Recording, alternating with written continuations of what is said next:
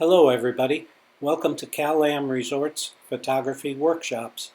My name is Randy Anagnostis and I'll be your host for these programs. We've kept the program down to 15 minutes and I'll reserve time at the conclusion for questions and answers. Whether you are a beginner, a novice, or an experienced photographer, I hope you'll find some information that will be useful next time you go out to shoot. So let's get started with tip number 1. Choose your time of day. Planning your photo shoot can produce much better photos. You've probably heard over and over again that lighting is a key component to good photography. So in planning ahead, think about the kind of feeling that you want to convey in your image.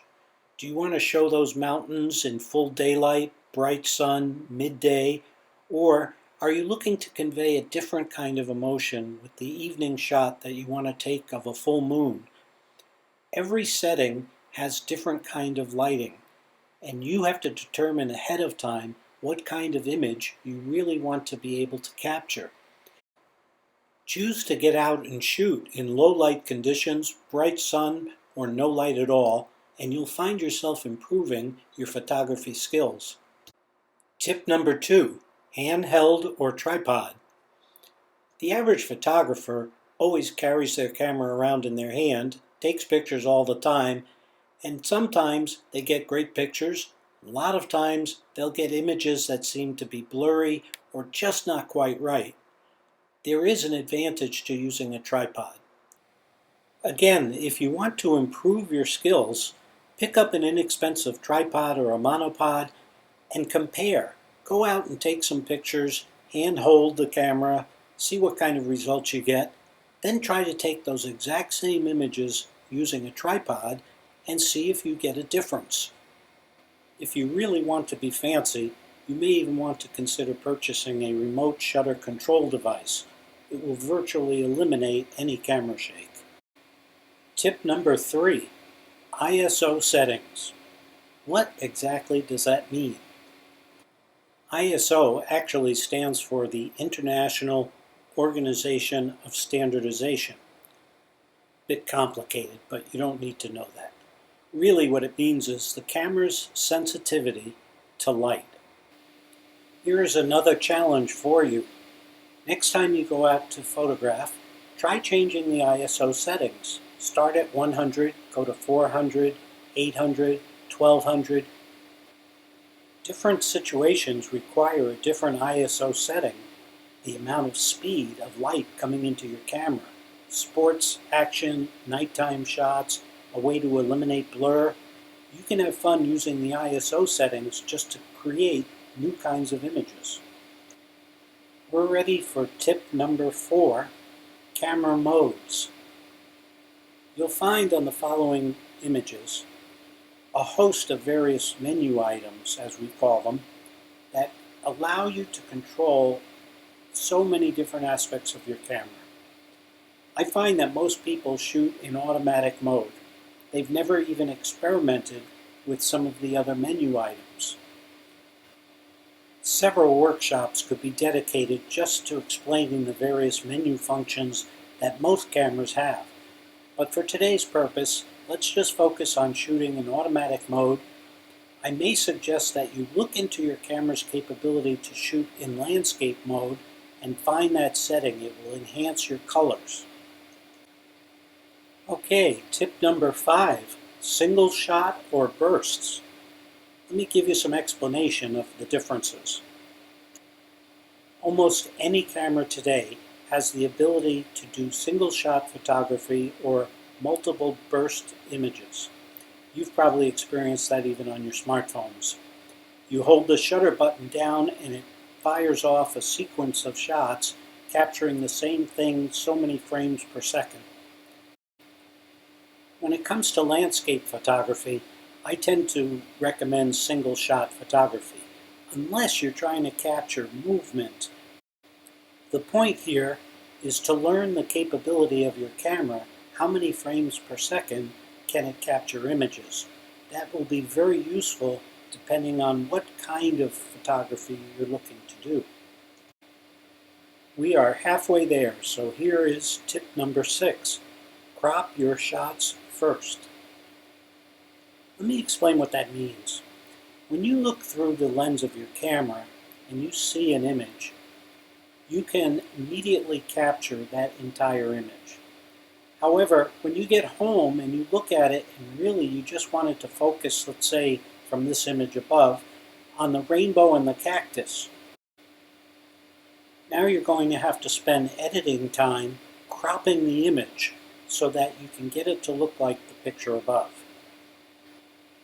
Rather than take random shots, make the habit of looking through your lens, cropping it in your mind as to how you think the image should look as a finished photo, and you'll save yourself a lot of time and end up with much better images.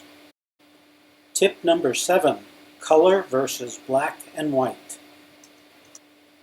You can enhance the presentation of your photography simply by converting color images into black and white images. With today's editing software, it's so easy to do. Some individuals believe that black and white is the only pure kind of photography, but really, in my opinion, it's an artist's choice. You may like to see an image in color, or you may fool around with it, shift it over to black and white, and find that that's more appealing. The point here is if you shoot in color, you easily have the ability to convert to black and white later. So I highly recommend shooting in color, and then you decide later on, by experimenting, which image you prefer to show. Let's move on now to tip number 8. Create a depth of field. In photography, depth of field usually relates to a menu setting that you use on your camera.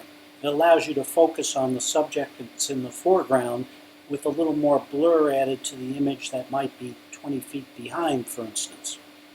I like to promote the concept of creating your own depth of field, not necessarily with a blur effect, but just to give a better sense of perspective. In this photo, the boulder in the lower left-hand corner protruding into the water allows you to get that sense of distance as the water flows down towards the mountains. Tip number 9, practice patience. I can't tell you how many times I've sat in one location for hours just waiting to capture the right image. You look at this image, the white cloud that you see coming over Superstition Mountain was way off to the right-hand side of the mountain when I first saw it. But I knew the way the wind was blowing and the clouds were moving, that eventually it was going to come right over the mountain. In my mind, that was the image I wanted to capture. So the point here is, you have to have patience to see an image and make it happen. Sometimes that means it can be spontaneous, other times you'll wait a long time. Our final tip number 10, documentary versus stylistic. When you go out to photograph next time, think about how you want to present the image to other people. If it's documentary, like this picture above, it's a straight interpretation of something that's right in front of you. If you're looking to be stylistic, then maybe you're going to have to be patient, as we learned in tip number 9, and wait for that particular opportunity that turns a photojournalistic type image into an artistic image. As you see the bee is approaching this saguaro cactus blossom, that now takes it out of the category of a photojournalistic image and creates an artistic kind of photo. You can do that simply by looking for the right situations. Before I take any questions, let me give you 5 new ideas to practice. Number 1, choose one location and photograph it 3 different times of the day and night.